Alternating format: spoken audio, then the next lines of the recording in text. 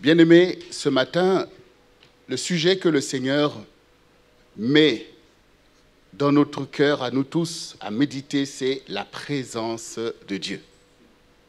La présence de Dieu. La présence est quelque chose de très important pour toute vie. Une vie est dotée de capacités de ressentir une présence. Vous sentez la présence d'une personne qui est à côté de vous.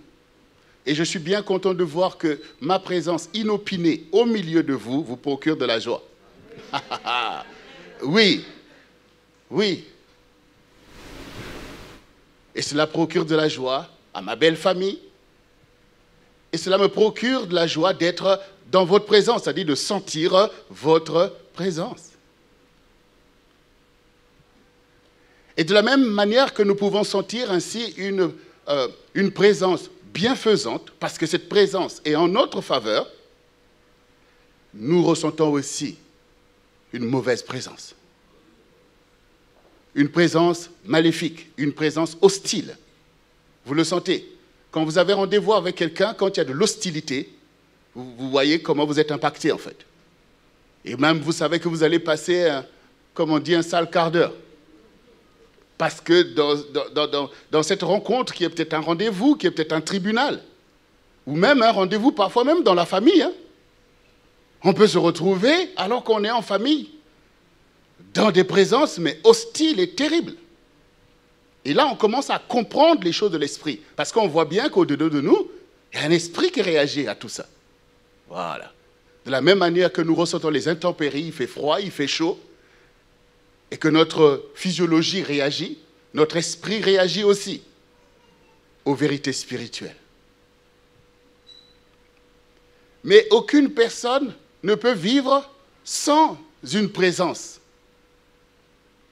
C'est souhaitable d'avoir des présences. Comment nous venons au monde si déjà notre maman n'est pas présente? Vous voyez, donc la présence, c'est quelque chose qui nous marque depuis le sein maternel. On est déjà dans la présence d'une personne qu'on ne connaît pas, qu'on ne sait pas, mais qui nous héberge, qui nous est bienfaisant et nous recevons même des nutriments. On ne sait pas comment il est allé chercher les choux de Chine, le Vivano qu'il mange, et ça arrive jusqu'au fœtus, sans que le fœtus maîtrise comment il arrive à se nourrir. Il y a donc une maman bienfaisante qui prend même des vitamines, va voir des médecins pour lui dire « là, ça c'est bien pour l'enfant ». Donc elle prend déjà en compte l'avenir de l'enfant.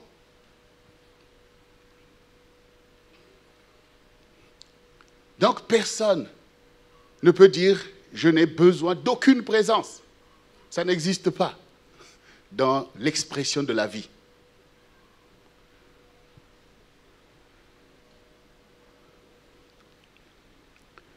Et le Seigneur veut effectivement que nous puissions connaître ces choses et en apporter l'importance qui convient. Ici, dans le livre de Jean 10, le verset 10, le Seigneur Jésus-Christ, celui qui nous rassemble, il dit « Le voleur ne vient que pour dérober, égorger et détruire. Moi, je suis venu afin que les brebis aient la vie et qu'elles soient dans l'abondance. » Là, nous voyons deux présences qui vont impacter la destinée des hommes. Le Seigneur rappelle que le voleur ne vient que pour dérober. Bien sûr, qui va penser que la présence d'un voleur est une bonne chose? Il vient pour dérober. Il vient pour te dérober. Donc il vient pour menacer ta vie. Parce que les choses qu'il vient dérober, c'est ta substance de vie. Donc il vient contre ta vie. Il a le dessein de te détruire. Et c'est ce qui s'est passé dans l'humanité. Parce que l'humanité a été conçue en Dieu. L'humanité est d'abord conçue en Dieu lui-même. Quand il dit « faisons l'homme à notre image et à notre ressemblance », ça veut dire que l'homme existait déjà en Dieu. En fait, pour que vous compreniez, c'est comme, vous voyez, cette maison qui nous abrite a été d'abord conçue dans la pensée de quelqu'un. Ça a été d'abord une pensée de faire une maison. C'est ce que font les architectes, mais c'est ce que chacun de nous aussi est capable de faire. Que non, il faut que je bâtisse chez moi. Tes parents te disent, voilà, ce terrain-là, c'est pour toi, il n'y a rien dessus, et tu commences déjà à voir une maison là-dessus. Et donc, ça commence là.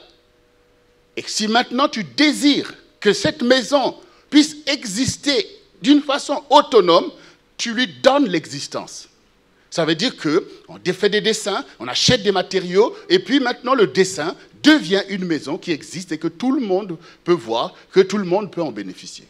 Quand le Seigneur dit « créons l'homme à notre image et à notre ressemblance », ça veut dire « donnons à l'homme qu'on a conçu en nous l'autonomie d'exister en tant qu'esprit, âme et corps, afin qu'il soit comme nous. » Voyez ? Et quand maintenant Adam et Ève ont été ainsi enfantés par Dieu, nous avons parlé d'une maman qui conçoit.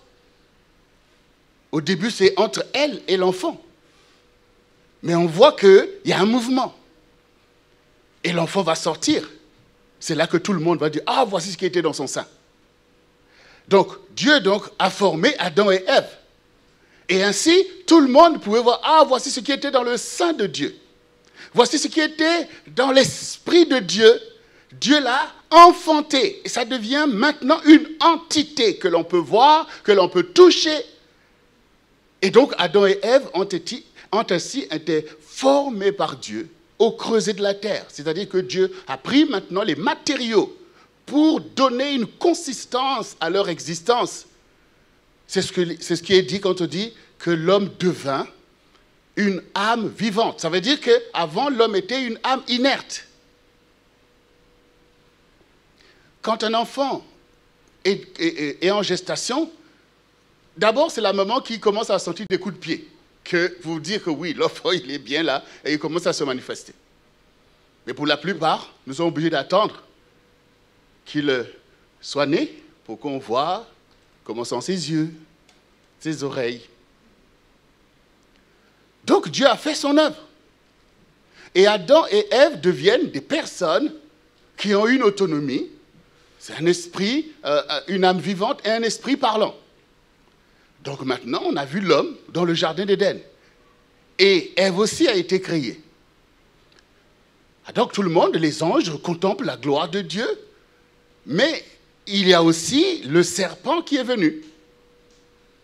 Voilà. Le serpent aussi est venu pour venir voir cette gloire de Dieu. Ces êtres dont Dieu se glorifie. La Bible dit que Dieu descendait le soir, appelé Adam, Ève, ils se présentaient dans la présence de leur Dieu. Et c'était ça la communion, c'était ça la fécondité de la vie, de l'intelligence, de la sagesse. C'était la gloire de Dieu, parce qu'ils étaient toujours dans cette présence. Et comme nous savons aussi, la maman, une fois qu'elle a enfanté le nouveau-né, c'est pas une... Vous voyez la vipère, quand il expulse ses vipéros, là, elle fuit. Ah ben, elle fuit parce que les petits, même en naissant, ont déjà des venins. Donc, elle préfère fuir, aller débrouiller, vous là-bas. Mais un homme, au contraire, une maman, prend l'enfant dans son sein et garde l'enfant dans son sein pendant des années, pendant des mois, pour que l'enfant grandisse. Et on voit un peu comme vous voyez, des kangourous et tout ça. On garde cette présence. Et l'enfant est confortable dans cette présence bienfaisante et même vitale.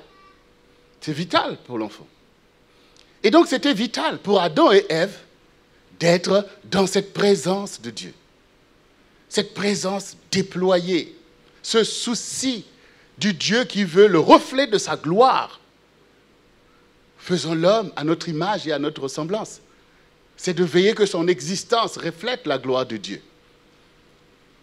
Et donc cette présence, elle est consentie entre la mère et l'enfant. Et les mamans savent à partir de quel âge l'enfant va commencer à rejeter un peu la présence, et va commencer à sentir que la présence de maman est trop étouffante, elle est trop mère poule, elle est trop ceci, parce que à ce moment-là, l'enfant, avec ses facultés qui se développent, veut maintenant exprimer son moi. Voilà. Donc on le sent. Et jusqu'à l'adolescence, où là, c'est carrément la crise. C'est la crise. Et l'enfant est capable de fuguer, alors que la maman fait ce qu'elle a toujours fait depuis.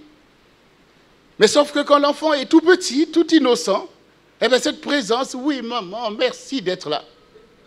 Mais quand maintenant le moi commence à s'exprimer, on commence à entendre d'autres sons de cloche, on commence à remettre en cause cette présence. Elle devient étouffante. Mais il y a surtout quelqu'un qui est malin, qui vient par son instigation à essayer de créer une désharmonie entre la maman et l'enfant, c'est-à-dire entre Dieu et l'humanité. Et cette personne, c'est le serpent, c'est-à-dire le séducteur. Quand Dieu utilise des animaux, c'est pour décrire le caractère d'un esprit. Donc, quand Dieu dit que c'est le serpent, ça veut dire qu'il veut définir le caractère de Satan, qui est effectivement la séduction.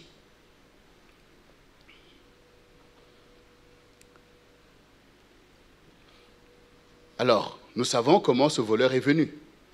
Quand le Seigneur dit « il ne vient que pour dérober », ça veut dire que tu risques de te méprendre. Tu ne verras pas qu'il vient pour te dérober. C'est ça ce que ça veut dire. Ça veut dire fais attention. Il n'a pas un autre intérêt avec toi. Il ne vient que pour ça. Ben oui, quand le serpent a parlé à Ève, il n'a pas dit « Ève, donne-moi tout ce que tu as ». Il n'a pas dit « Ève, oh, il ne faut pas aimer Dieu ». Non, il lui dit « Ah bon, Dieu a-t-il dit ça? Ah, d'accord. Mais, oui, mais tu peux désobéir, tu ne mourras pas. Tu peux manger de l'arbre qu'il a dit. » Vous voyez, c'est comme s'il t'ajoute quelque chose. Ce qu'on t'a dit de ne pas prendre, lui te dit « Tu peux prendre ». Je vous dis que beaucoup d'enfants, ils seraient contents d'entendre ça. Quand maman dit « Ne prends pas », papa dit « Ne prends pas », quand les pasteurs disent « Ne fais pas ». Donc là, c'est... Et puis quand maintenant quelqu'un dit « Oui, mais tu peux prendre », tu as l'impression qu'on te donne enfin accès à quelque chose qui te manque, mais on ne te montre pas tout le déroulé derrière. Qu'en agissant ainsi, tu vas tout perdre.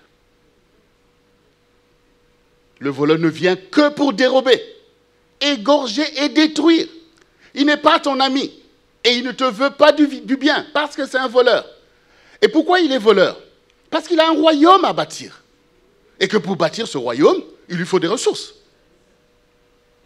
D'abord, il lui faut trouver la place. Or, la terre appartient à l'Éternel. Et il a donné aux hommes. Tant que les hommes sont connectés en harmonie avec lui, je ne peux rien faire. Mais si les hommes décident que, oh Dieu, nous, on va gérer nous-mêmes nos affaires, là, je peux faire quelque chose. C'est ça son plan. Casser la présence de Dieu. C'est ça son plan. Casser la présence de Dieu. La présence de Dieu, mais il peut casser plein d'autres présences qui te sont utiles. C'est ça qu'il fait. Il casse la présence dans la famille, où on n'a plus besoin des parents, les parents n'ont plus besoin des enfants. Il casse la présence dans le couple, où l'époux n'a plus besoin de l'épouse et l'épouse n'a plus besoin de l'époux. On ne se sent plus. On se rejette. Alors qu'avant, le principe était contraire. Souvenez-vous quand on se marie. Quand tout le monde regarde, quelle harmonie. Tout ce qu'on souhaite, c'est cette présence-là. Mais quand le voleur vient, tout ça, ça ne lui convient pas. Parce que le Seigneur dit, 2 valent mieux que 1. Donc il cherche toujours à casser les présences qui te sont bienfaisantes. Briser le lien. Et le Seigneur a aussi rappelé ces choses dans la parabole de l'enfant prodigue. L'enfant prodigue était là avec son père, il n'avait rien à lui reprocher. Il y avait les valeurs qui convenaient, la vertu. Et il ne manquait pas de quoi manger. Mais il avait entendu les sirènes de Las Vegas et voulait à tout prix aller expérimenter lui-même sa vie. Alors comme Dieu ne nous cache rien, lui aussi savait que son père a dit, voyez mes biens, c'est pour vous. Chacun de vous a une part. Quand Dieu te parle, attention de tourner sa parole d'une façon erronée. Ben, l'enfant, le fils cadet a dit, bon, père, tu as dit que j'ai une part de bien, non? Oui, oui. Eh bien, donne-moi ma part de bien. Comme ça, j'irai moi-même, en fait, gérer mes affaires. Nous pouvons tous aussi demander des choses que Dieu nous a promises. Mais est-ce qu'il n'y a pas un usage qui va avec? Est-ce qu'il n'y a pas un environnement propice à ces choses que Dieu t'a promis? Ben voilà. Donc du coup, Dieu, il donne, comme il nous donne à nous tous. Nous sommes dotés des choses, des dons, plein de choses que Dieu nous donne, des facultés extraordinaires que Dieu a prévues, en fait, pour son royaume. Mais dont nous voulons utiliser à nos fins, selon notre pensée. Et souvent, l'ennemi a déjà fait un travail. Et donc, du coup, cet enfant est parti à Las Vegas, comme je le dis souvent. Et là-bas, donc, il a tout dilapidé. Vous voyez? Il a mis tout son potentiel dans ce que la parole désigne comme une sorte de prostitution. Parce que le monde est un monde de consommation à outrance. Donc, pendant que tu es en train de consommer, tu crois que tu reçois, mais en fait, tu te dépenses. Et tu finis par te détruire. Et cet enfant s'est retrouvé finalement dépouillé de tout. Voilà. Au point où maintenant, il n'avait plus rien. Et au milieu de ça, il s'est souvenu que, mais chez mon père, c'est pas comme ça. Si j'ai dépensé tout mon argent à faire la fête avec ces gens, et maintenant je suis en difficulté, il n'y a plus personne qui se soucie de moi, je n'ai même rien à manger, alors qu'on était tous là dans les boîtes de nuit, quelle présence on est, tout va bien. Mais au moment où maintenant je suis dans la galère, ils sont où? Ils sont où les amis de la fête? Tout d'un coup, tu te rends compte de ce que le Seigneur dit. Le voleur ne vient que pour dérober, égorger, détruire. Il y a des gens qui aiment ta présence parce qu'ils ont quelque chose à tirer. Yoga fait profitation, c'est ça? Non, parce qu'ils ont quelque chose. Et l'enfant prodigue, il avait des moyens. Eh bien, du coup, voilà, tu dépenses. Allez, c'est la fête. Maintenant, il s'est retrouvé en défaillance. Et là, plus personne. Et il était prêt à mourir au milieu de ça. Il s'est dit, non, chez mon père, c'est pas comme ça. Il faut que je puisse me repentir. J'ai fait des mauvais choix. Et c'est pas digne. Comment j'ai vécu ma vie. Mais je dois demander pardon. Cet enfant avait conscience de la suite des choses. Il dit, non, il faut que je demande pardon. Et maintenant, une fois que cet enfant a demandé pardon, ce n'est pas du genre, bon, je suis désolé, je reste là où c'est. Non, il faut repartir dans la présence de ton Père. Il faut repartir, en fait. Si vous voulez demander pardon à Dieu, il faut trouver sa présence. Donc l'enfant a fait le voyage retour pour venir dans la présence de son Père, pour dire, j'ai péché contre toi et contre le ciel, je suis désolé. Mais ce qui se passe, c'est que pendant que cet enfant arrive, le père, qui lui a perdu, est inconsolable.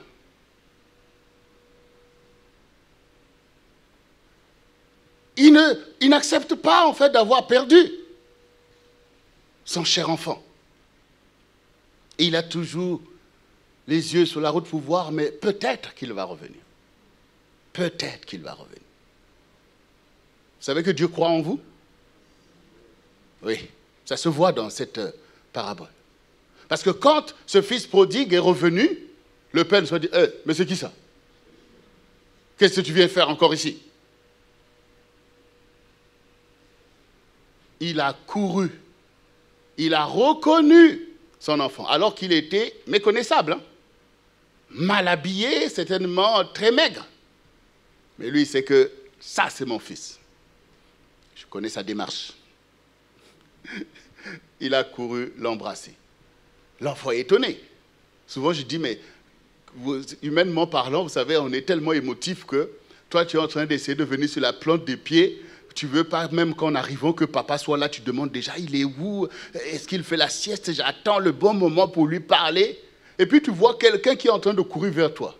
Il y a de quoi faire, prendre la fuite en se disant que là, il vient pour me taper. Mais son père vient, l'embrasse. Et l'enfant dit, papa, je suis désolé. Il n'écoute même pas ça. Il dit, mon fils est revenu. Il est revenu en ma présence. Allez, enlevez-lui ses vêtements sales. Tuez le veau gras. Mettez-lui l'anneau au doigt. Tuez le veau gras. Et nous allons faire la fête. Ah, tout le monde est étonné, mais il y a un contentieux, il y a des problèmes. Non, non, non, non, non, non, non. Mon fils que voici était mort. Maintenant, il est revenu à la vie. Alors, on fait la fête. Il faut célébrer la vie. Donc, la fête a été faite. Pour vous montrer que Dieu, en quelque sorte, ne se console pas de la perte des âmes qu'il a formées pour sa gloire, de ses enfants. Il nous attend tous de revenir en sa présence. En sa présence. Et les anges sont déjà prêts pour faire la fête. Et le peuple de Dieu aussi est prêt à faire la fête. Parce que dans cette affaire, parfois on peut ressembler au fils aîné. Le fils aîné qui est allé garder le troupeau, rentre le soir, il entend la fête. Oh, mais c'est quoi cette fête? Il arrive, on fait la fête parce que ton frère, qui était au pays lointain, est revenu et son père est tellement content qu'il a fait la fête. Hein? Mais comment ça? Celui qui a pris son argent, mangé avec les prostituées, il fait la fête pour lui. Et moi, je suis là en train de garder le troupeau, il ne fait rien pour moi et tout ça. Voilà. Son père dit, mais... Et il ne veut pas rentrer. Il dit, mais qu'est-ce que tu fais dehors? Il faut rentrer. Ouais, voilà, tu as fait la fête pour lui, alors que moi, tu ne m'as jamais donné un chevreau pour que je fasse la fête avec mes amis. Il dit, mais ce qui est à moi est à toi. Il faut commencer par demander. Oui, tu veux faire la fête? Mais demande, papa, j'ai besoin d'un chevreau, on va te le donner, c'est pour toi. Dieu veut gérer les choses pour nous parce qu'il sait qu'il y a le voleur qui risque de venir nous prendre ça. C'est pour ça que Dieu veut gérer tes affaires. Et son père lui dit, mais ton frère était mort. Maintenant, il est revenu à la vie. On n'allait pas se réjouir. Alors la question, c'est que, et je pose souvent cette question, qu'est-ce qui est plus important dans la vie? La réponse est simple, c'est la vie. Ce qu'il y a de plus important dans la vie, c'est la vie elle-même. Et c'est ce que Dieu veut dire là. Il était mort, il est revenu à la vie. Dieu ne gagne rien à la mort des gens. Parce que c'est un Dieu vivant. Et il veut que nous soyons vivants. C'est ça qu'il veut en fait. Donc, pardonner pour Dieu, c'est même pas un fardeau pour lui, c'est un fardeau pour nous, à cause des cœurs durs et mauvais. C'est ça. Il faut être comme Dieu. Sa présence est bienfaisante. Et Dieu veut qu'au milieu de l'Église du Seigneur, des familles, au milieu même des peuples, que nous soyons tous les uns les autres comme ces présences bienfaisante. Parce qu'on comprend l'importance de la vie, qu'on est là pour la vie. Pas pour autre chose, c'est la vie qui doit prévaloir. Ta vie comme la vie de l'autre. C'est la vie qui doit prévaloir. Mais l'ennemi, lui, il vient. Il est là pour la mort. Il fait régner l'esprit de mort. Il veut donner des mentalités de la mort. Il veut établir un fait accompli. Comme si c'est normal. Comme si la mort, c'est ce qui est normal.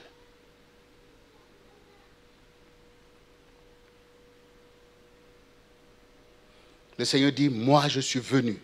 Et nous voyons toute l'œuvre que Satan a fait sur la terre. Des êtres qui étaient établis pour ne pas périr, périssent maintenant du fait de l'instigation de Satan. Il a emmené la destruction sur la terre et nous voyons maintenant tout ce que nous vivons et des guerres et toutes ces choses qui sont le règne de l'esprit de mort. Mais le Seigneur dit, je suis venu. Et le Seigneur est venu. Il est venu dans le sein d'une vierge. Il est apparu, Emmanuel, Dieu parmi nous.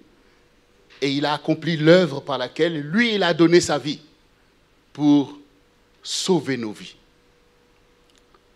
Et donc, quand maintenant nous connaissons l'œuvre de Christ, à laquelle nous devons nous attacher tous avec détermination. Le Seigneur dit, la chair ne sert de rien, c'est l'esprit qui vivifie. C'est l'esprit qui vivifie. Donc, l'enjeu, c'est dans le spirituel, c'est dans le contact spirituel de ta vie. C'est là que se trouvent les enjeux les plus importants de ton existence. Ton esprit est connecté à quoi? À la mort ou à la vie? À Satan ou à Dieu? Il faut discerner le canal. Il faut discerner le canal. Parce que je peux vous dire que nous sommes là. Nous soupirons après Dieu. Tout le monde ne soupire pas après Dieu. Tout le monde ne soupire pas. Il y en a qui sont les champions d'aller invoquer Satan. Cette présence malfaisante, malsaine, c'est leur dada. Parce qu'ils s'inscrivent eux-mêmes comme des esprits de destruction. Ils ont fait un pacte avec la mort. Mais ce qui est important, c'est que toi qui te connectes à l'esprit de vie, à la source de vie, c'est une bonne chose. Mais les connexions diffèrent. Vous connaissez le Wi-Fi?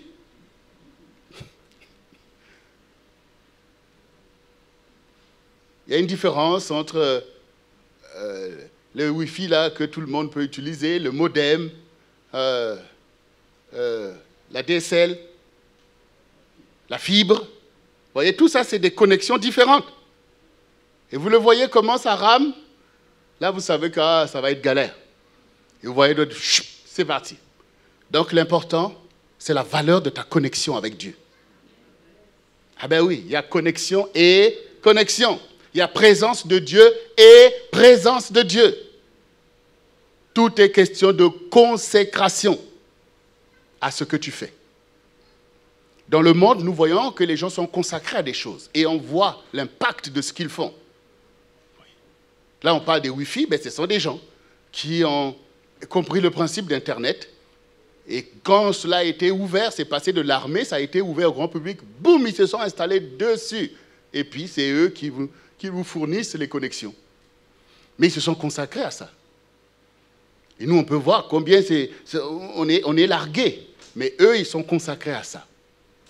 Cela veut dire que quand on arrive sur le terrain spirituel, on sait que toi, tu appartiens au Seigneur, que toi, tu es connecté à Jésus. Mais tout le monde veut voir la valeur de ta connexion. Qu'est-ce que ça apporte en fait? Si c'est des choses qui rament, on le verra. Si c'est des choses qui déboulent, boum, on le verra aussi. Donc, bien-aimés, c'est très important ce que Dieu veut nous faire nous réaliser aujourd'hui. Dans le psaume 23, et ce psaume, nous le connaissons tous, mais il est important de rentrer dedans, parce qu'effectivement, le Seigneur est le grand berger de nos âmes. Et sur la terre, l'enjeu, c'est des âmes. Quand on parle de la vie, on parle de l'âme, en fait.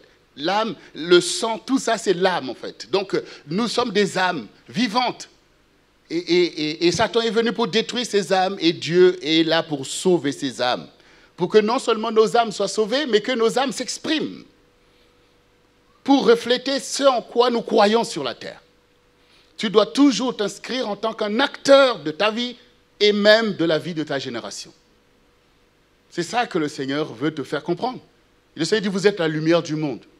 Vous êtes le sel de la terre.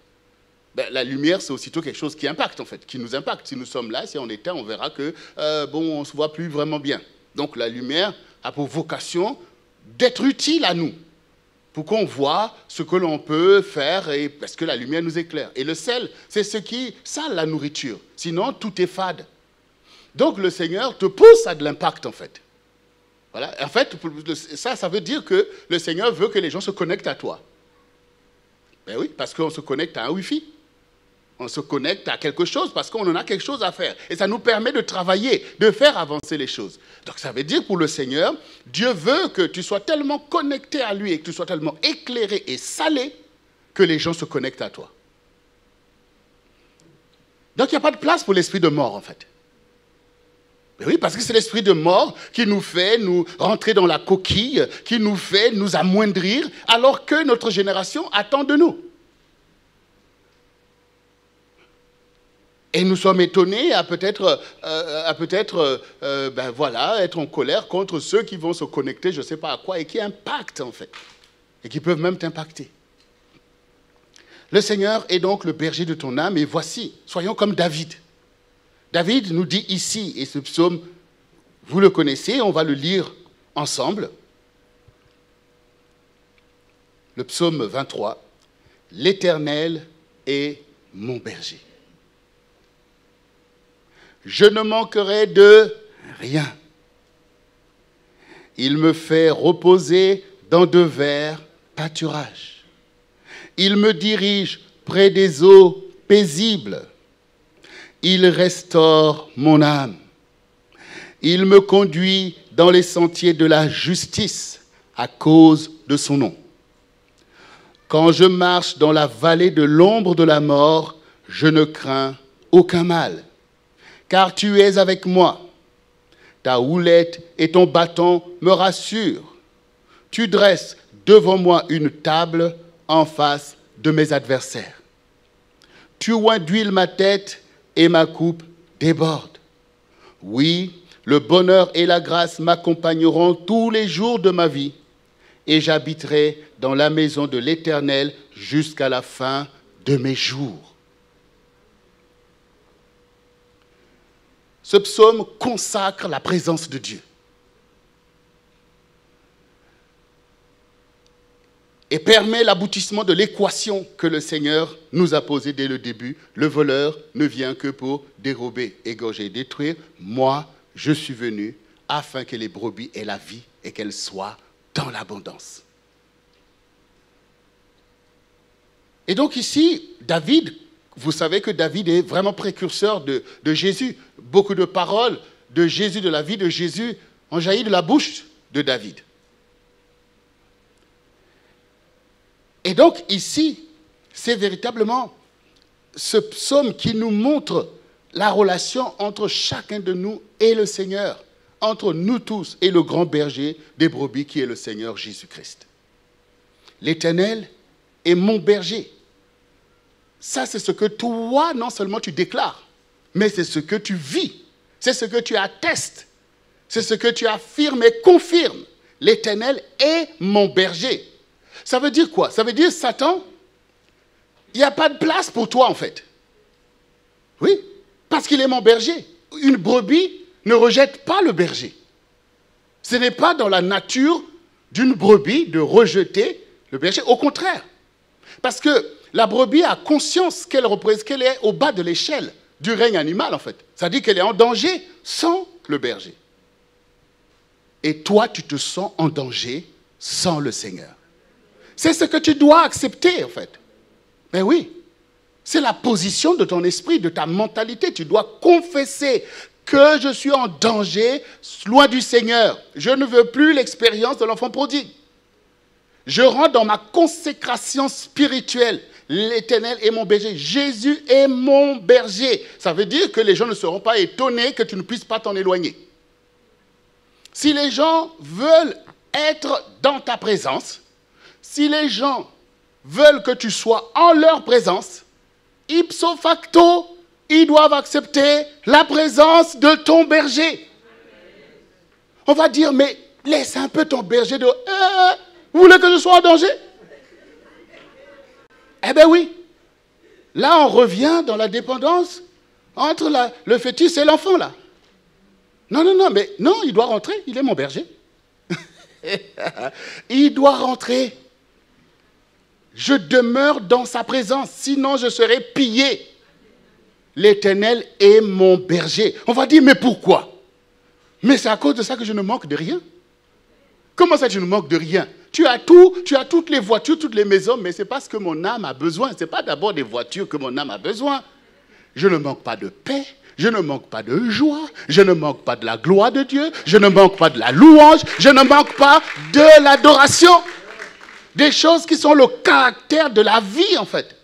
Souvenez-vous que l'enfant dans le sein de sa mère ne mangeait pas le chou de Chine, ne mangeait pas le vivano, il n'y avait pas l'avocat à côté, mais avait des nutriments, parce que sa maman gère tout ça. Eh bien, dans l'esprit de Dieu, dans la paix de Dieu, dans la joie du Seigneur, il y a des choses dont tu as besoin, plus que les choses que l'ennemi veut te faire convoiter comme des convoitises. Adore, fais que ce pain, cette pierre devienne du pain. Alors, vas-y, dis non, l'homme ne vivra pas de pain seulement, mais de toute parole qui sort de la bouche de Dieu. Voyez, à quoi ta vie est connectée? Il y a des choses beaucoup plus importantes que ce que tu vois en apparence. Satan agit dans les apparences. Dieu agit dans la cause.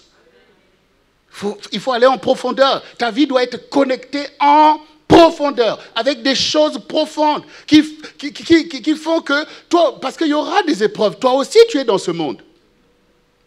David, qui est en train de parler, il sait de quoi il parle. Il dit, je ne manquerai de rien. Il me fait reposer dans de verts pâturages. Ça veut dire qu'avec le Seigneur, tu es alimenté. Il t'emmène dans ces verts pâturages. Il te dirige près des eaux paisibles pour donner la paix à ton âme. Il restaure mon âme. La première chose, Dieu veut restaurer ton âme. Parce que ton âme a été prise à partie. Ton âme s'est retrouvée dans tous les états. Parce que cette présence s'est retrouvée comme loin de toi. Parce que tu as été attiré dans des pièges. La première des choses, c'est que Dieu veut restaurer ton âme. Il veut ramener cette paix, cette confiance. Il veut te consoler de la perte des êtres chers qui t'ont troublé, qui ont fait vaciller peut-être ta foi. Dieu veut encore te dire, oui, je suis ton berger. Je suis ton berger. Et dans la parabole de l'enfant prodigue, on voit que l'enfant s'est éloigné, le père est resté à l'endroit. Et la grâce, c'était que l'enfant revienne dans la présence de son père. Et là, maintenant que tu m'écoutes, il faut que tu confesses que l'Éternel est mon berger. Que tu reviennes tout simplement. Dieu n'a pas changé. Dieu n'a pas changé. Il faut que tu reviennes. Simplement, tu reviennes vers ton Dieu. Dieu te conduira encore dans les sentiers de la justice à cause de son nom. C'est le nom qui compte sur la terre. Le nom dont tu te réclames. Le nom du Seigneur. Alors la justice te sera faite. Et il dit, quand je marche dans la vallée de l'ombre de la mort, n'a-t-on pas marché ici dans la vallée de l'ombre de la mort? Ne sommes-nous pas en train de traverser la vallée de l'ombre de la mort? Et David dit, je ne crains aucun mal. Cela veut dire qu'il y a quelqu'un qui préside à la destinée de ta vie. Quand nous réfléchissons, nous avons l'impression que nous existons par nous-mêmes. Nous avons l'impression que, bon, je gère, bon, je dois faire ceci, je dois prendre ça, je dois prendre telle chose pour garantir ma vie. Mais nous oublions qu'avant tout ça, tu n'étais qu'un fœtus dans le sein de ta mère. Un petit virus suffisait à réduire ton existence à rien. Et parfois, tu oublies en fait même les choses que tu as déjà traversées.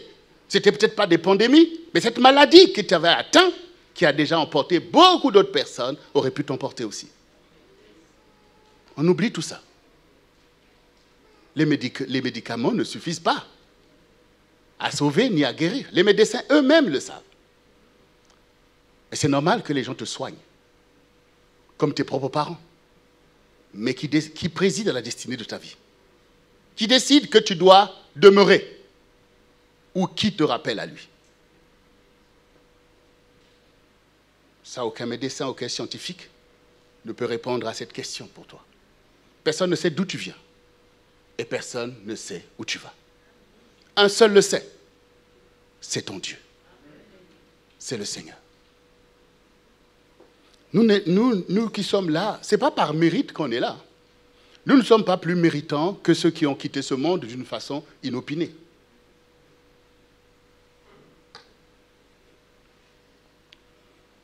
Et merci Seigneur pour la plupart des nôtres qui avaient déjà aussi fait le choix du Seigneur. Aujourd'hui, ils ne sont pas en train de regretter là où ils sont. Ils ne sont pas en train de regretter là où ils sont. Je ne dirais pas qu'ils sont en train de prier pour nous. Non. C'est à toi de prier. Hein? Mais ils ne regrettent pas là où ils sont. Voilà. Parce qu'ils sont auprès du Seigneur. Mais comme les anges, ils disent, bon, sur la terre, là, c'est chaud. Là, on regarde ton parcours. Parce que toi, tu es encore dans ce monde. Tu es encore toi dans ce monde.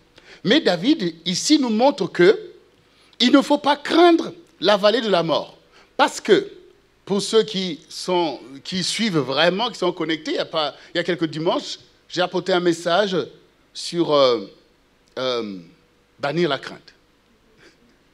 C'est nécessaire de bannir la crainte parce que la crainte, quand vous craignez des choses, ça devient comme un piège pour vous. Parce que votre âme est aussitôt impactée par ce que vous craignez. Si vous craignez quelqu'un, vous voyez bien que la nuit, vous n'allez pas dormir. Si vous savez qu'il est dans l'environnement. Et donc, ça va commencer à impacter négativement, en fait. Là, vous n'êtes plus dans cette paix qui vous restaure, qui vous renouvelle, qui régénère même vos cellules. Voyez? Donc ici, David veut dire qu'il faut bannir la crainte. Parce que dans le challenge de cette vallée, le challenge des virus qu'on rencontre et toutes ces choses, cette crainte n'apporte pas une solution, ajoute un problème. Parce que cette crainte va nous aveugler, va nous empêcher de discerner comment Dieu va opérer dans cette situation. Et quand David est en train de dire ça, il sait de quoi il parle. Très souvent, David s'est retrouvé dans la vallée de l'ombre de la mort. À cause du choix de Dieu qui était sur lui. Dès que Saül a appris que Dieu avait envoyé Samuel donner l'onction à ce petit-là pour qu'il devienne roi, David et Saül s'est mis en campagne pour le détruire. Vous vous imaginez? Un adolescent et le roi du pays avec son armée se lève pour le tuer. Comment il va échapper si ce n'est pas le dessein de Dieu? Donc David sait de quoi il parle en fait. Il sait de quoi il parle. Mais ce que David veut nous faire savoir ici, c'est que ne soyez pas dans la crainte, mais recherchez toujours le plan de Dieu. Recherchez l'approche de Dieu. Priez, connectez-vous, laissez-vous conduire. Parce que Dieu va vous faire traverser la vallée de l'ombre de la mort. Il dit, je ne crains aucun mal, car tu es avec moi. La présence, car tu es avec moi. Ça veut dire que ce qui nous intéresse, c'est où est notre berger? Où est notre berger? C'est ça qui nous intéresse. Où est-il? Quand David sent la présence de Dieu, alors il ne craint pas en fait. Il se dit, bon, le Seigneur est là. Et celui qui est en moi est plus fort que celui qui est... Satan a beau être nuisible, mais il ne peut rien contre l'Éternel. Mais comme il est avec moi, ça veut dire que il veut encore faire l'histoire sur la terre. Parce que là, c'est pas... Dieu peut décider de nous reprendre à lui. Mais quand il est là dans nos situations difficiles, qui témoigne sa présence, ça veut dire ne crains pas. C'est dangereux, mais ne crains pas. Parce que Dieu va continuer encore à te montrer des solutions. Et David a expérimenté. Et à cause de ça, il a vaincu tous ses ennemis. Parce que Dieu avait le dessein de le faire régner sur Israël. Il dit, tu es avec moi. Ta houlette et ton bâton me rassurent. Ça aussi, c'est quelque chose d'important. Quand on est conduit dans la présence de Dieu, Dieu a une houlette et un bâton.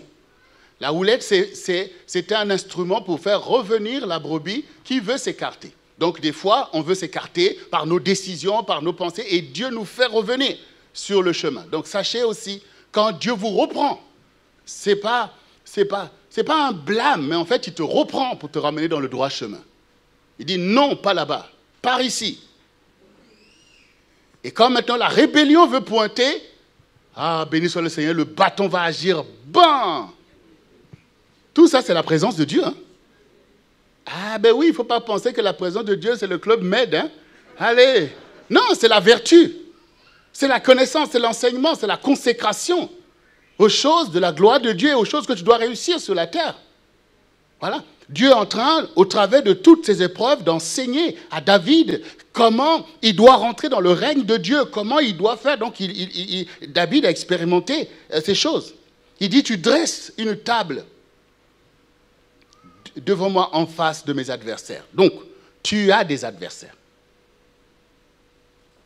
Mais ce qui importe, c'est ta relation avec Dieu. Parce que dans cette présence, Dieu dresse une table devant toi. Vous savez, la table, c'est important. Hein? Quand vous allez chez quelqu'un et que, bon, c'est pas maintenant qu'aujourd'hui, chacun a une voiture, on roule vite, mais imaginez-vous, d'antan, comment on dit, la matique d'antan? D'antan, longtemps. Là où il fallait marcher pour quitter Saint-Pierre, arriver à Fort-de-France, aller... Tu marches et tu arrives chez ta tante, tu arrives chez ton oncle. Et dès que tu arrives, on dresse une table. Quel espoir d'être bien accueilli et de profiter. Donc, Dieu dresse une table devant toi. Même si l'adversité est là, en fait. Même si on te dit, tu as tel problème, tu vas avoir ceci. Mais Dieu dresse une table devant toi. Il faut savoir voir ces choses. Que dans ma situation, j'aurais pu être dans un désarroi. Dans ma situation, j'aurais pu être amer. Dans ma situation, mais je sens comme une paix. Je sens comme un confort. Parce que cette table que Dieu dresse pour t'alimenter, pour te nourrir, tes ennemis même sont étonnés de ta vitalité. Ah, tes ennemis sont étonnés. Tes ennemis sont étonnés de ta vitalité. Tout ça, c'est ce que ton Dieu fait. Tu oins d'huile ma tête, l'onction du Seigneur.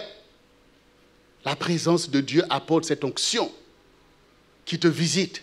Et ton corps en a besoin. Cette onction qui te délivre, cette onction qui te relève. Une huile qui déborde. Et donc, tu es obligé de dire, oui, le bonheur et la grâce m'accompagneront. Malgré tout ce que je vois, le bonheur et la grâce m'accompagneront parce que c'est ce que fait le bon berger. Comme on a vu tout à l'heure, je suis venu afin que les brebis aient la vie, qu'elles soient dans l'abondance. Et la dernière partie qui dit, et j'habiterai dans la maison de l'Éternel jusqu'à la fin de mes jours. Ce n'est pas seulement parce que je sens la vallée. Ce n'est pas parce que j'ai ça que, Seigneur, j'ai besoin de toi. Non. C'est une consécration, c'est une alliance jusqu'à la fin de mes jours. J'habiterai dans la maison du Seigneur, c'est-à-dire que je serai dans la présence de Dieu. Je serai toujours avec le Saint-Esprit dans la communion parce que c'est ce qui me garantit la vie. Et moi et ma maison, nous servirons l'Éternel. Cette présence sera attachée à la vie de mes enfants parce que dans ta consécration, ça prend aussi en compte la consécration de ta maison. Les choses que tu enseignes, que tu fais prévaloir sur tes enfants. Et la Bible dit, enseigne à l'enfant la voie qu'il doit suivre. Quand il sera vieux, il ne s'en détournera pas. Les choses que tu enseignes à tes enfants, même s'ils font l'histoire de l'enfant prodigue, mais ils s'en souviendront et reviendront vers le Seigneur comme cet enfant prodigue. Oui. Donc, bien-aimés, nous voyons cette présence, c'est ce qu'on a besoin aujourd'hui. Et cette présence, elle est là pour chacun d'entre nous. Et pour aller vers la conclusion de ce message, nous allons dans Ésaïe 59, du verset 15 au verset 19. Voici ce qui est écrit. La vérité a disparu. Et celui qui s'éloigne du mal est dépouillé. L'Éternel voit d'un regard indigné qu'il n'y a plus de droiture. Il voit qu'il n'y a pas un homme. Il s'étonne de ce que personne n'intercède. Alors son bras lui vient en aide et sa justice lui sert d'appui. Il se revêt de la justice comme d'une cuirasse et il met sur sa tête le casque du salut. Il prend la vengeance pour vêtement et il se couvre de la jalousie comme un manteau. Il rendra à chacun selon ses œuvres, la fureur à ses adversaires, la pareille à ses ennemis. Il rendra la pareille aux îles. On craindra le nom de l'Éternel depuis l'Occident et sa gloire depuis le soleil levant. Quand l'ennemi viendra comme un fleuve, l'Esprit de l'Éternel le mettra en fuite. Bien-aimés, cette parole nous interpelle. Nous ne voulons pas nous appesantir sur le manque de vérité, le manque de droiture qui caractérise notre génération. Mais nous constatons le pillage. Peu importe qui tu es, où tu es, ce pillage, et il agit. Même toi qui confesses le nom du Seigneur, tu es aussi victime de toutes ces choses. Et ici, le Seigneur s'étonne qu'il n'y ait personne qui intercède. Alors, ça c'est ce que nous avons commencé à faire depuis le début. Dieu a une façon de travailler. Et il travaille avec nous. Dans l'histoire de l'enfant prodigue, tant qu'il s'est éloigné, loin de la présence de son père pour aller faire comme il veut, et malgré ce qui lui arrivait, son père n'est pas allé là-bas. Donc, ça veut dire que Dieu nous a créés aussi libres, en fait. De la même manière que les parents peuvent être désolés de ne pouvoir rien faire quand un enfant est dans une rébellion terrible. De la même manière, tu as besoin de comprendre que Dieu qui te donne aussi la capacité de réfléchir veut que tu choisisses volontairement cette alliance avec Dieu, que tu reviennes, parce que c'est ce que Jésus lui a donné sa vie pour toi, il nous a toujours proposé une alliance. C'est exactement comme l'époux et l'épouse. Donc ici, le Seigneur travaille sur la terre, mais c'est en alliance avec nous. C'est en alliance avec son peuple et ses serviteurs. C'est pour ça qu'il dit que je m'étonne qu'il n'y ait pas d'intercesseur. C'est-à-dire, pourquoi personne ne se lève pour faire alliance avec moi, pour renverser cette situation? Pourquoi personne ne demande? Pourquoi personne ne prie? Donc ici, le Seigneur, qui nous invite à rechercher cette présence, à être dans la présence de Dieu, veut faire d'abord de nous des intercesseurs. Nous intercédons. Nous travaillons avec l'Esprit de Dieu qui a été envoyé pour nous conduire dans toute la vérité. Parce que le monde, c'est un monde de philosophie. Quand les réalités sont, mais pourquoi ça? Mais pourquoi ça? Mais pourquoi ça? Le questionnement perpétuel sur le pourquoi. Non, Dieu agit dans les causes, dans le comment. Ce qui importe pour Dieu, c'est le comment. Donc toi, ce que Dieu veut, c'est que tu réfléchisses à comment tu dois faire. Comment cette situation doit bouger. C'est là les causes, on va plus profond. Le questionnement, c'est oui, pourquoi ça? Pourquoi ça? Pourquoi ça? Et ça conduit non seulement à l'orgueil, mais à la vanité, en fait. Le principe même de la vie jaillit aussi au milieu des douleurs.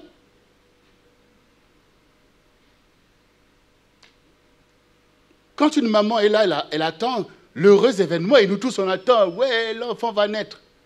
Mais ça va passer, entre-temps, il va falloir des douleurs. Et si maintenant la maman commence à se dire, mais pourquoi ces douleurs? Mais pourquoi? Attention, le timing est compté. Les douleurs lancent le signal que l'enfant est prêt à sortir. Et donc, il faut faire quoi? Il faut pousser. Donc, la maman qui instruit n'est pas le pourquoi. Elle dit, comment je vais en être délivré? Je dois pousser. Il faut pousser. Et au bout d'un moment, c'est la délivrance. Donc, le Seigneur ne veut pas que nous soyons, nous aussi, dans le pourquoi, mais dans le comment, c'est-à-dire l'intercession. Et bien sûr, je bénis le Seigneur, parce qu'ici, au centre du réveil chrétien, on est dans l'intercession. Et cette intercession dans laquelle nous sommes, mon épouse et moi-même, ben nos collaborateurs, ici aussi, à Paris, partout, se sont mis en intercession. Et nous avons craint beaucoup de situations graves au milieu de nous. Mais Dieu agit. Non, Dieu agit, il y a plein de témoignages. Plein de témoignages. Et ces témoignages seront faits en leur temps. Non, parce qu'il faut donner gloire à Dieu. Donc je bénis le Seigneur que Dieu ait pu voir l'intercession des serviteurs du groupe d'intercession déployés à plus d'heures pour accompagner, pour soutenir, pour crier, pour faire des choses. Oui, oui, bien-aimés, c'est la vérité et c'est ce que Dieu recherche. Dieu travaille avec nous. Vous vous imaginez que Dieu veut sauver Israël? Il cherche un homme, il a trouvé un adolescent, David. Si David ne va pas dans le même sens que Dieu, si David a peur de ses ennemis, si David ne prie pas, regardez vous-même tous les psaumes de David que vous lisez. Ce sont des prières en fait. Ce sont des prières d'action. David n'est pas en train de dire, mais Dieu, tu m'as fait donner l'onction, mais regarde maintenant, pourquoi il veut me tuer? Pourquoi? Non, non, non, non, non, non, non, non, non, non, non. David intercède, tu es mon berger, tu me sauves de ceci, Seigneur, tu es le héros, tu fais ceci. Donc il proclame, il intercède parce qu'il veut que Dieu puisse accomplir ce qu'il a dit. C'est ce que Dieu attend de toi. Il faut que tu pries, il faut que tu pries, que tu intercèdes. Il y a des choses à intercéder pour ta vie, pour ta maison, pour tes enfants, pour ta famille, pour les gens qui sont là à l'hôpital, pour les Martiniquais. Il faut intercéder. Ce sont nos prières qui vont handicaper déjà l'ennemi. Mais oui, ce sont nos prières. Souvenez-vous que quand Jésus arrivait quelque part, les démons étaient en panique. Le démoniaque de Gadara, ils avaient oppressé cet homme qui vivait carrément dans les sépulcres. Mais quand Jésus a accosté, le démoniaque s'est approché. Qu'y a-t-il entre toi et nous, fils de Dieu? Le Seigneur a dit, qui es-tu? Je m'appelle Légion car nous sommes nombreux. Voyez? Donc on voit bien que tout le monde a senti la présence du Seigneur. Mais il n'est pas venu pour jouer. Et donc le Seigneur a délivré cet homme de cette légion. Voyez? Et le Seigneur est notre modèle. Nous ne sommes pas en train de remettre en cause la souveraineté de Dieu. Si Dieu existe, ça c'est le refrain des incrédules. Le mal existe parce que nous avons fait le choix de pouvoir ouvrir la porte au serpent. C'est à cause de ça que le mal existe. Et les acteurs du mal, ils existent bien. Et ils travaillent beaucoup. Mais toi qui travailles pour la vie, travaille toi aussi. Quand le Seigneur dit, si je m'étonne qu'il n'y ait personne qui intercède, ça veut dire qu'il agit dans l'intercession. Il agit dans l'intercession et beaucoup de paroles dans la Bible consacrent l'intercession du peuple de Dieu. Et donc je bénis le Seigneur pour cette intercession. Mais je veux que cette intercession soit le principe de chacun. Parce que toi qui es l'homme spirituel ou la femme spirituelle de ta famille, tu es l'intercesseur de ta famille. Pour dire non, maître, là ça doit changer ici. Seigneur, il faut que Satan, tu dégages d'ici. Tu fais, Seigneur, fais grâce. Il est temps de pardonner à ma famille. Il est temps de délivrer ceci. Il est temps, Seigneur, tu es le berger. Il faut, c'est ça la consécration. Donc que le Seigneur puisse trouver au contraire au milieu de nous des intercesseurs avec qui il travaille pour repousser l'étau de l'ennemi. Dieu fera justice.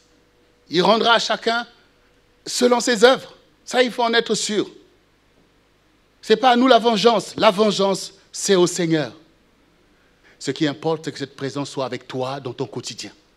Qu'elle puisse bénéficier à ceux qui t'entourent. Cette présence, l'Éternel est mon berger, que tu vas faire prévaloir dans toutes les situations, afin que le Seigneur agisse. Que tu dises, oui, Seigneur, toi qui as relevé notre bien-aimé Ricardo, tu es aussi capable de relever un tel qui est encore dans le coma.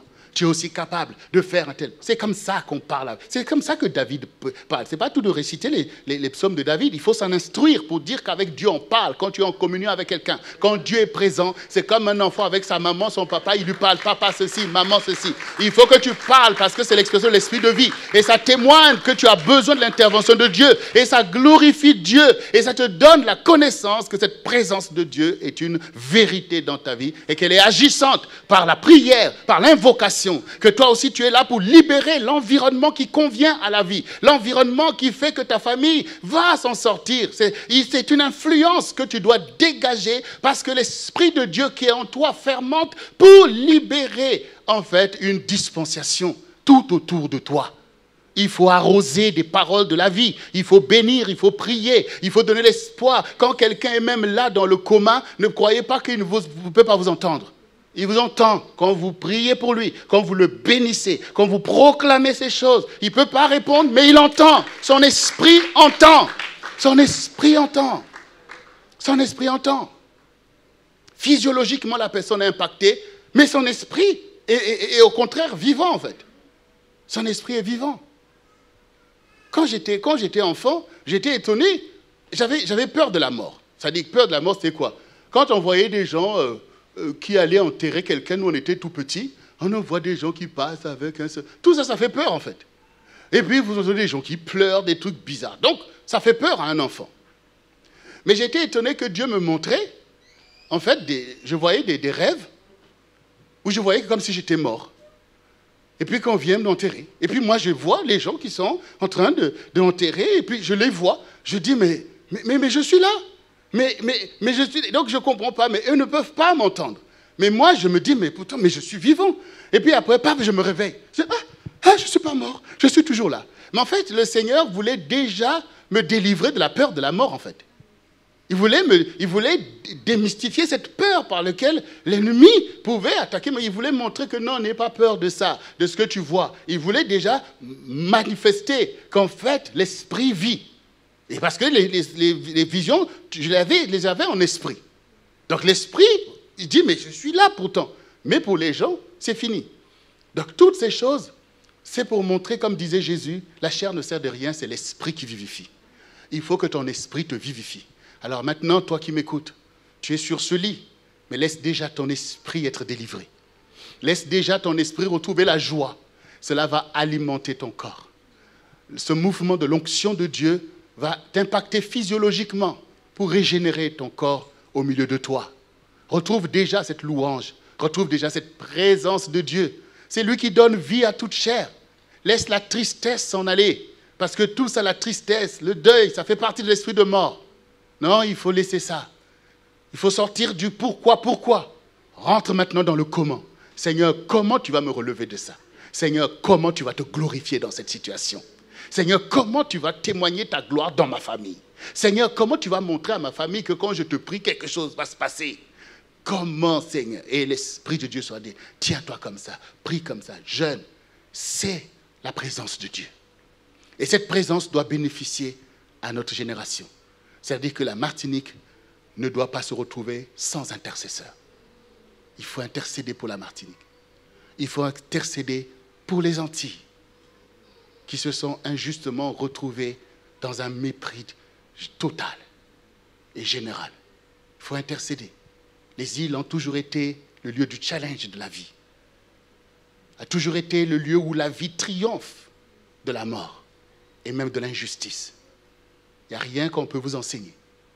La résilience naturelle qui accompagne le peuple des îles depuis des siècles doit être encore le moteur de la survie de la Martinique, des Antilles.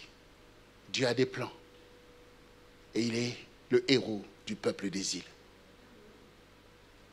Alors nous allons sortir des débats inutiles. Nous allons nous concentrer sur la prière pour l'esprit de vie. Parce que l'ennemi est venu comme un fleuve, que l'Esprit du Seigneur le mette en fuite.